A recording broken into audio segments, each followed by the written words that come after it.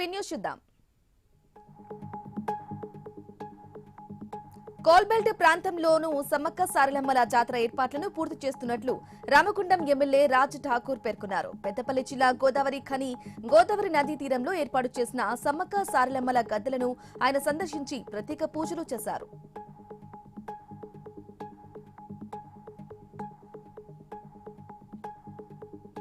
వనపర్తి జిల్లాలోని దివ్యాంగులకు green India corporate social responsibility ఆధ్వర్యంలో 70 లక్షల విలువైన 728 పరికరాలను పంపిణీ చేశారు. ఈ కార్యక్రమాన్ని రాష్ట్ర ప్రణాళికా సంఘం ఉపాధ్యక్షుడు చిన్నారెడ్డి, వనపర్తి ఎమ్మెల్యే మేఘారెడ్డి, జిల్లా కలెక్టర్ ఆదర్శ సురభిలు జ్యోతి ప్రజ్వలన చేసి ప్రారంభించారు.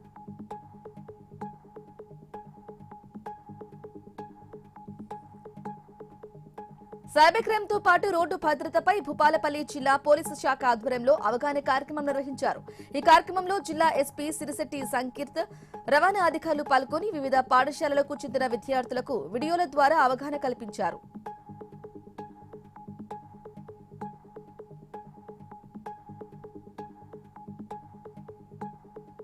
అక్రమంగా తరలిస్తున్న టేకు దుంగలను మడకసిర పోలీసులు రెడీ హ్యాండెడ్ గా పట్టుకున్నారు. శ్రీ సత్యసాయి జిల్లా మెలవాయి గ్రామం నుంచి కర్ణాటకకు అక్రమంగా తరలిస్తున్నట్లు సమాచారంతో పోలీసులు తనిఖీలు చేశారు. ఇక వాహనంతో పాటు 10 టన్నుల టేకు దుంగలను స్వాధీనం చేసుకున్నట్లు తెలిపారు.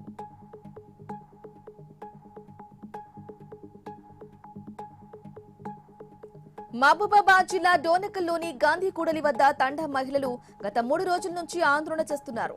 తమ తండాలను మున్సిపాలిటీ నుంచి తొలగించి గ్రామ పంచాయతీలుగా చేయాలని డిమాండ్ చేశారు. ఇంటి పనులు తగ్గించే ప్రయత్నం చేస్తామని కాంగ్రెస్ నాయకులు హామీ ఇచ్చినా ఆందోళన విరమించలేదు.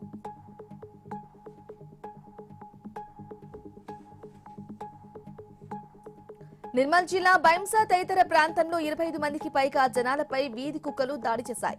బైంసా ఏరియా ఆసుపత్రి కుక్క కాటుకు గురైన బాధితులను అడిషనల్ కలెక్టర్ అజ్మీర్ సంకేత్ కుమార్ పరామర్శించారు. బాధితుల సంఖ్య పెరుగుతూనే ఉందని అధికారులు స్పందించి కుక్కలను పట్టుకోవాలని స్థానికులు డిమాండ్ చేశారు.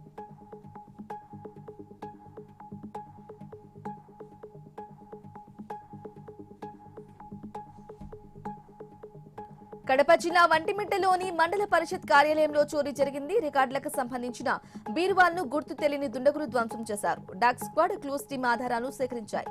పోలీసులు కేసు నమోదు చేసి విచారణ చేస్తున్నట్లు తెలిపారు.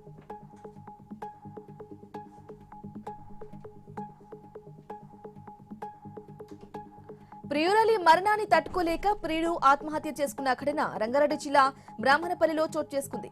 మేడిపల్లిలో 17 ఏళ్ల అమ్మాయి ఉరివేసుకుని ఆత్మహత్య చేసుకోగా అదే గ్రామానికి చెందిన సిద్ధకూని మహేష్ పెట్రోల్ పోసుకుని నిప్పండించుకుని ఆత్మహత్య చేసుకున్నాడు.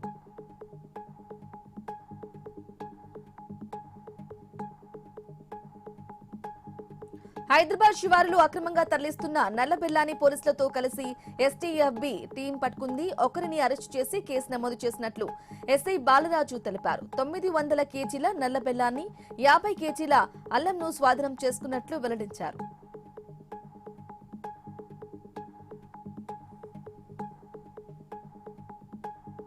హైదరాబాద్ లోని అంబర్పేట్ వాటర్ గ్రౌండ్స్ లో మాజీ ప్రధాని రాజీవ్ గాంధీ అండర్-19 టీ20 క్రికెట్ ఛాంపియన్షిప్ టోర్నీ నిర్వహించారు. ఈ కార్యక్రమానికి ముఖ్య అతిథిగా టీపీసీసీ చీఫ్ మహేష్ కుమార్ గౌడ్, పలువురు మంత్రులు హాజరై ఘనంగా ప్రారంభించారు.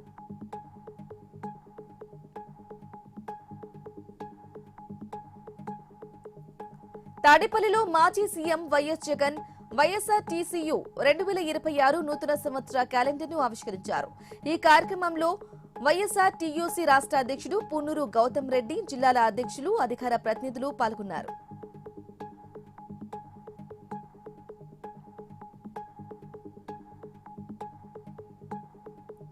ప్రకాశం జిల్లా తాటకులపాలెం ప్రభుత్వ పాఠశాలను మంత్రి స్వామి ఆకస్మికంగా సందర్శించారు. ఉపాధ్యాయుడిగా మారి విద్యార్థులకు పాఠాలు బోధించి పలు ప్రశ్నలు అడిగారు. కార్పొరేట్ స్థాయిలో పేద విద్యార్థులకు నాణ్యమైన విద్య, మెరుగైన సౌకర్యాలు కల్పిస్తున్నట్లు మంత్రి స్వామి తెలిపారు.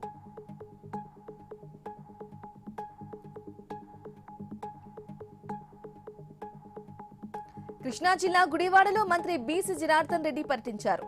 2,50,00,000 నిధులతో అభివృద్ధి చేసిన బైపాస్ రోడ్డును మంత్రి ప్రారంభించారు. స్థానిక ఎమ్మెల్యే వెనికండ్ల రాముతో కలిసి బైకుపై మంత్రి ప్రయాణించారు.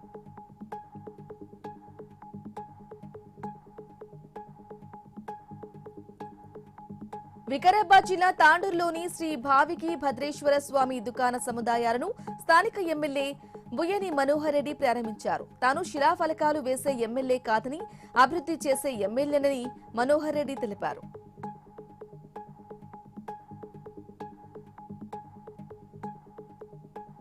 ఉమ్మడి నెల్లూరు జిల్లా సూలూరుపేటలో జరగబోయే ఫ్లెమింగో ఫెస్టివల్ 2026 ఏర్పాట్లను స్థానిక ఎమ్మెల్యే నిలవల విజయశ్రీ పరిశీలించారు. పర్యాటకుల కొరకు ఏర్పాటు చేసిన ప్రకృతి నిలయం, పర్యావరణ విజ్ఞాన కేంద్రం, పక్షుల కేంద్రాలను అధికారులతో కలిసి పరిశీలించారు.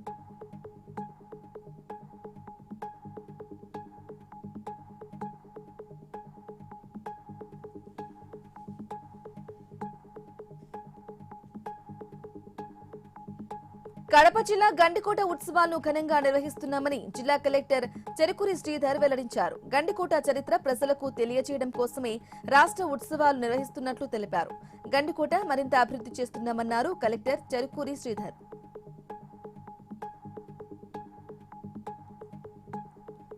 రామాయపట్నం పోర్టును ప్రకాశం జిల్లా కలెక్టర్ రాజబాబు సందర్శించారు. పోర్టు కోసం చేస్తున్న భూ సేకరణ, రైల్వే లైన్, బెర్త్ వర్క్లను పరిశీలించారు. పవర్ పాయింట్ ప్రెజెంటేషన్ ద్వారా పోర్టు అధికారులు వివరించారు.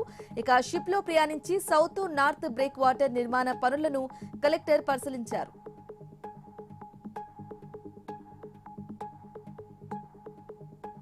ప్రకాశం జిల్లా కొండపి సెంటర్లో వాహనదారులకు పోలీసులు కౌన్సిలింగ్ నిర్వహించారు. ఎక్కువ శాతం రోడ్డు ప్రమాదాల్లో తలకు దెబ్బ తగలడం వల్ల చనిపోతున్నారని, ద్విచక్ర వాహనదారులు తప్పనిసరిగా హెల్మెట్ ధరించారని సిఐ సోమశేఖర్ హెచ్చరించారు.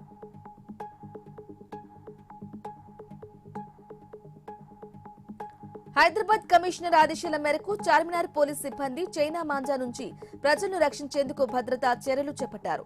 ఈ సందర్భంగా బైక్లపై 25 సేఫ్టీ రాడ్లు అమర్చారు.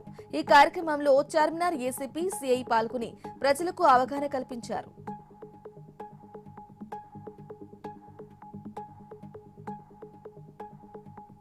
భీమవరం పట్టణ ప్రజలకు ఆహ్లాదాన్ని అందించేందుకు వాటర్ ఫెడల్ బోటు షికార్ను ప్రారంభించారు. జిల్లా కలెక్టర్ చదలవాడ నాగరాణితో కలిసి ఎమ్మెల్యే పులపర్తి రామాంజనేయులు ఓపెనింగ్ చేశారు. ఇక సంక్రాంతి పండుగకు భారీగా ప్రజలు తరలివస్తారని, ఆహ్లాదకరంగా ఉండేందుకు బోటు షికార్ ఉపయోగకరంగా ఉంటుందన్నారు.